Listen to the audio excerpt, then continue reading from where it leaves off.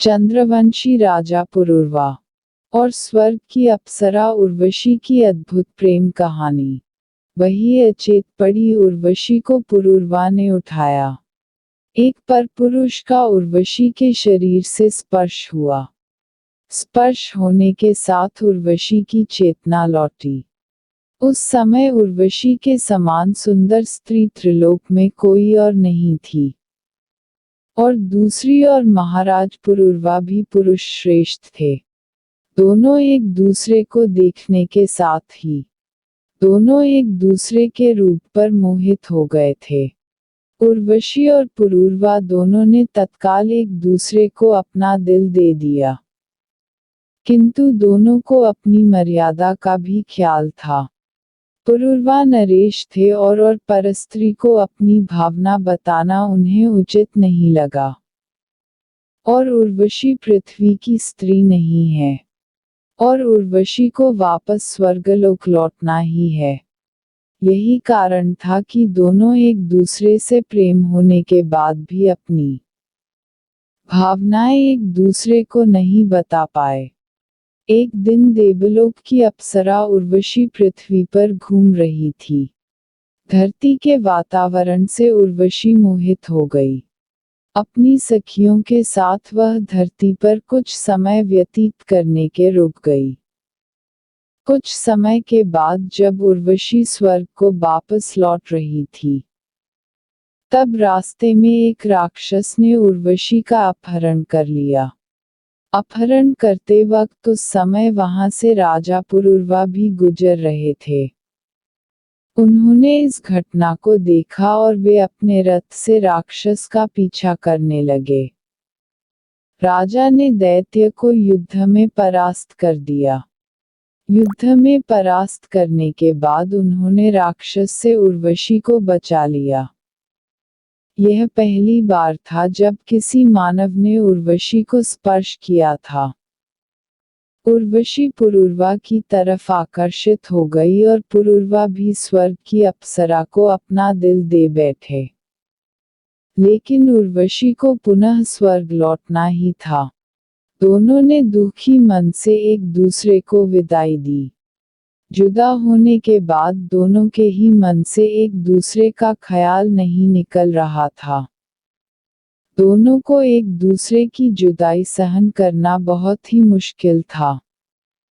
एक बार स्वर्ग में एक नृत्य नाटक का आयोजन किया गया।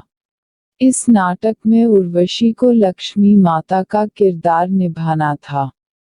किरदार निभाते हुए उर्वशी ने अपने प्रियतम के तौर पर भगवान विष्णु का नाम लेना था।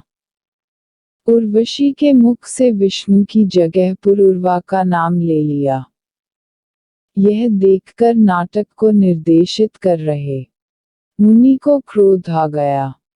उन्होंने उर्वशी को शाप देते हुए कहा कि एक मानव की तरफ आकर्षित होने के कारण तुझे पृथ्वीलोक पर ही रहना पड़ेगा।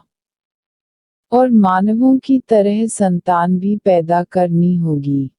यह शाप तो उर्वशी के लिए वरदान था, क्योंकि वह भी तो यही चाहती थी। शाप के कारण उर्वशी को एक बार फिर उर्वशी पृथ्वी पर आना पड़ा।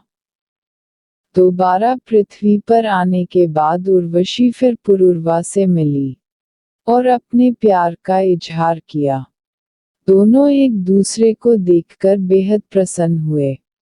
पुरुरवा ने उर्वशी के समक्ष विवाह का प्रस्ताव रखा, लेकिन उर्वशी ने उनके सामने 3 शर्तें रख दी। उर्वशी ने कहा कि मेरी पहली शर्त यह है कि आपको मेरी 2 बकरियों की हमेशा सुरक्षा करनी होगी। दूसरी शर्त यह कि वह हमेशा घर का ही सेवन करेगी। तीसरी शर्त यह कि केवल शारीरिक संबंध बनाते वक्त ही दोनों एक दूसरे को निर्वस्त्र देख सकते हैं। पुरुरवा ने कहा, मुझे आपकी शर्तें मंजूर है। फिर पुरुरवा का विवाह उर्वशी से हुआ और वे दोनों आनंदपूर्वक साथ रहने लगे। कुछ काल के बाद अस्वर्गलोक के देवताओं को पुरुरवा और उर्वशी दोनों का साथ पसंद नहीं था। उर्वशी के पृथ्वी पर आने से स्वर्ग की रौनक चली गई थी। देवता चाहते थे कि उर्वशी दोबारा स्वर्ग लौट आए। तब उन्होंने दोनों को अलग करने की योजना सोची। इस योजना के तहत एक रात उर्वशी की बकरियों को गंधर्वों ने चुरा लिया। शर्त के मुताबिक बकरियों की सुरक्षा की जिम्मेदारी पुरुरवा की थी। बकरियों की आवाज सुनने पर उर्वशी ने पुरुरवा से उन्हें बचाने को कहा। उस समय पुरुरवा और उर्वशी दोनों कामभावना में निर्वस्त्र थे। पुरुरवा जल्दबाजी में निर्वस्त्र ही बकरियों को बचाने के लिए दौड़ पड़े। इसी दौरान देवताओं ने स्वर्ग से बिजली चमकाकर उजाला कर दिया और दोनों ने एक दूसरे को निर्वस्त्र देख लिया। उर्वशी ने पुरुरवा को निर्वस्त्र देखने से शर्त टूट गई। शर्त के टूटते ही उर्वशी स्वर्गलोक के लिए चली गई। दोनों बेहद ही दुखी है। उर्वशी अपने साथ अपने बच्चों को ले गई। कहते हैं कि बाद में उर्वशी ने अपने बच्चे को पुरुरवा को सौंपने के लिए कुरुक्षेत्र के निकट बुलाया। कुरुक्षेत्र में उर्वशी ने पुरुरवा को अपने बच्चे सौंपकर वापस स्वर्ग को चली गई। कुछ समय बाद उर्वशी धरती पर आई और पुरुरवा से मिलती रही। उसके बाद उर्वशी पुरुरवा के साथ ग्रस्त धर्म निभाया, जिसके चलते उर्वशी ने और भी कई संतानों को जन्म दिया था।